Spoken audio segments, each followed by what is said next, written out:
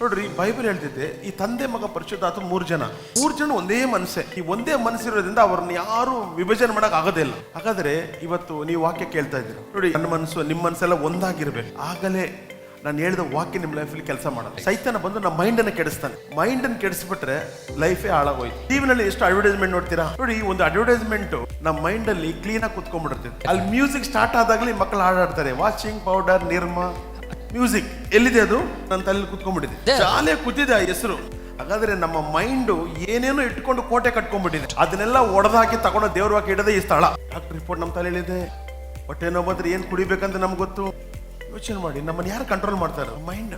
ಶತ್ರು ಅಲ್ಲೇ ಪ್ರವೇಶ ಆಗೋದು, ಬೇರೆಲ್ಲೂ ಬಾಡಿಲೆಲ್ಲ ಪ್ರವೇಶ ಆಗಲ್ಲ. ಅವನು ಮೈಂಡ್ ಅಲ್ಲೇ, ಅಲ್ಲಿ ಉಳ ಬಿಟ್ಟು ಹೋಗ್ತಾನೆ ಅಷ್ಟೇ. ಅಲ್ಲಿ ಕೆಟ್ಟರೆ ದೇಹನೇ ಕೆಟ್ಟಂಗೆ. ಅದಕ್ಕೆ ನನ್ನ ದೇವರು ನಮ್ಮ ಮೈಂಡ್ ಅನ್ನ ರಿನ್ಯೂ ಮಾಡುವ ದೇವನಾಗಿ.